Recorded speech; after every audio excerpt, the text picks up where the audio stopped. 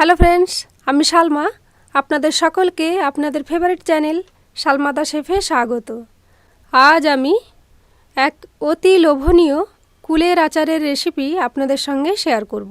পাকা কুল 750 গ্রাম কুলের মোটা ছাড়িয়ে ধুয়ে নিয়ে একদিন রোদে শুকোতে দিন। কুলের মুখটা একটু ফাটিয়ে নিন। কুলের মুখটা ফাটিয়ে নিলে মশলার টেস্ট কুলের ভেতরে ভালোভাবে পৌঁছে যায়।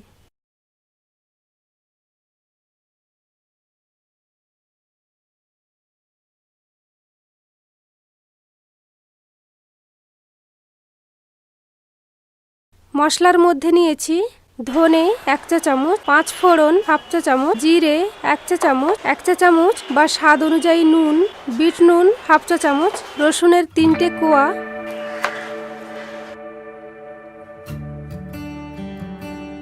রসুনটা ছোট ছোট করে কুচিয়ে নিন।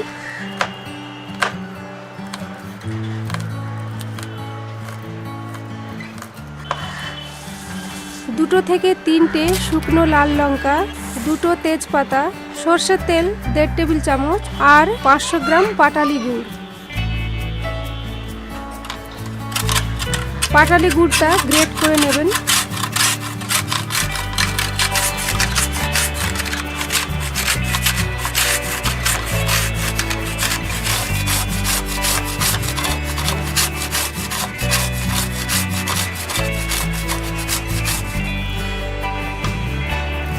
মিডিয়াম ফ্লেমে কড়া বসাতে হবে মশলাগুলো রোস্ট করার জন্য। প্রথমে ধনেটা দিন,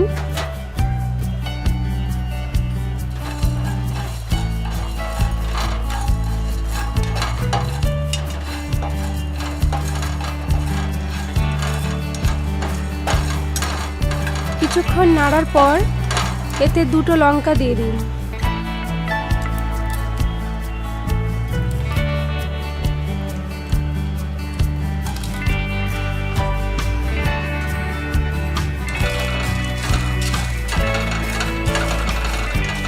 এবার জিরেটা দিয়ে দিন।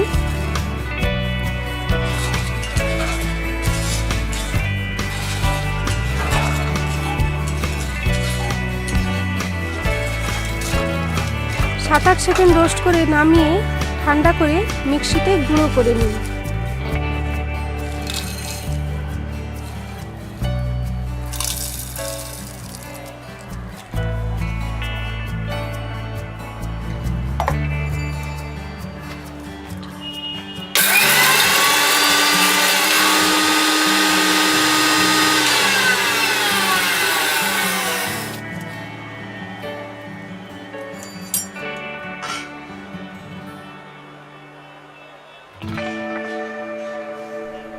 মিডিয়াম ফ্লেমে কড়া বসান। এতে সর্ষের তেল দিয়ে দিন।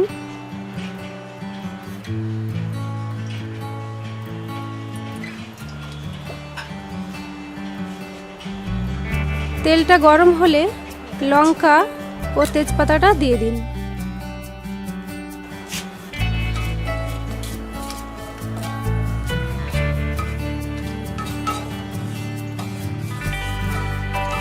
রসুন কুচিটা দিন।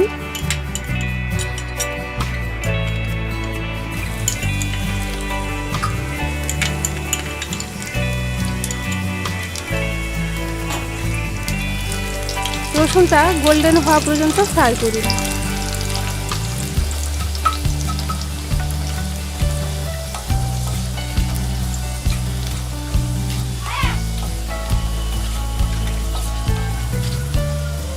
অল্প জিরে দিন।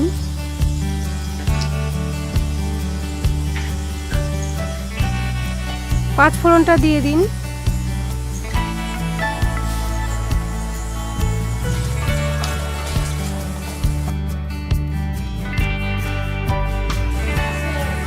দশ সেকেন্ড নাড়াচাড়া করে কুলটা দিয়ে দিন।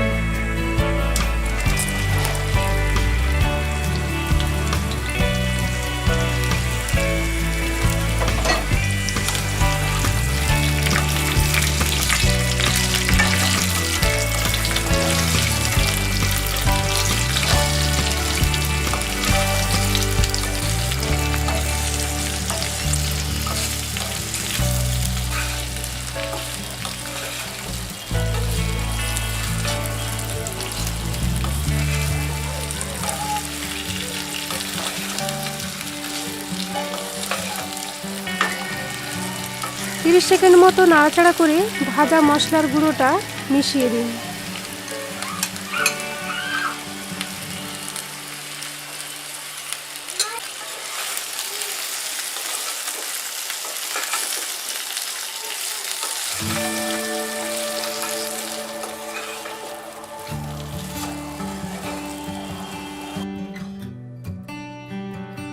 এতে এবার 150 মিলি জল দিন।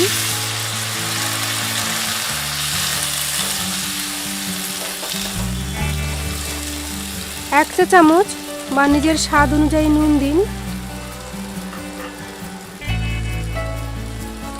ভালো করে মিশিয়ে নিন। এবার এতে গ্রেটেড গুড়টা দিয়ে দিন আর আচারটাকে ফোটাতে থাকুন।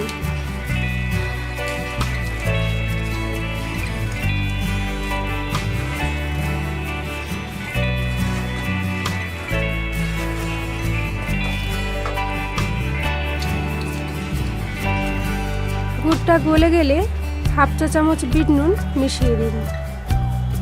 বেশি দিন সংরক্ষণ করতে চাইলে রান্নার সময় হাফ টেবিল চামচ ভিনিগার মিশিয়ে দেবেন।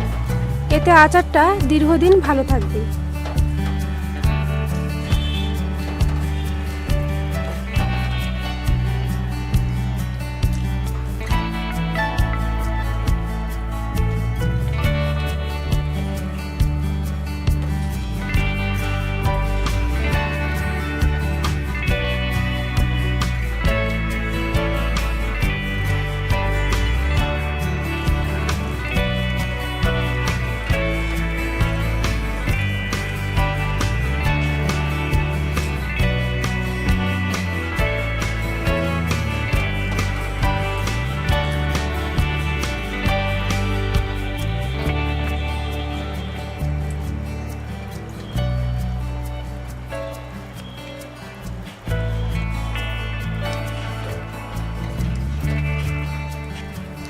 মিডিয়াম ফ্লেমে মিনিট সাতেক ভালো করে নাড়াচাড়া করুন।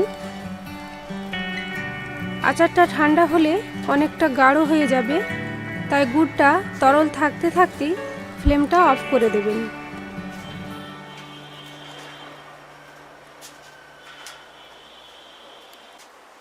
আচারটা ঠান্ডা হয়ে গেলে একটা পরিষ্কার শুকনো গ্লাস জারে ট্রান্সফার করে নেবেন।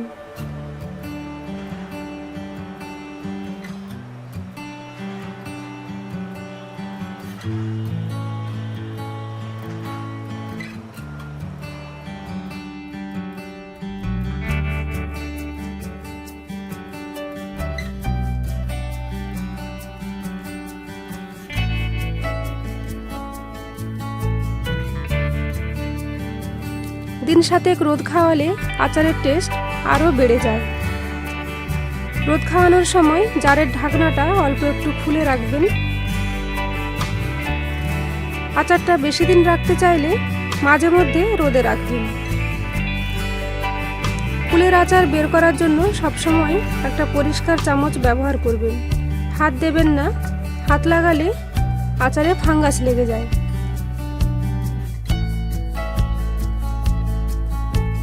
আমার এই কুলের আচারের রেসিপিটা ভালো লাগলে অবশ্যই লাইক করবেন, বন্ধুদের সঙ্গে শেয়ার করবেন, কমেন্ট করবেন। আর আবার নিত্য নতুন রেসিপির আপডেট পেতে আমার চ্যানেল সালমা দা শেফকে সাবস্ক্রাইব করবেন। সেই সঙ্গে বেল আইকনটাও ক্লিক করবেন, যাতে আমি রেসিপির ভিডিও আপলোড করার সঙ্গে সঙ্গে আপনি ইমেল নোটিফিকেশান পেয়ে যান। Thank you for watching and please keep watching Salma the chef. সকলে খুব ভালো থাকবেন। টাটা।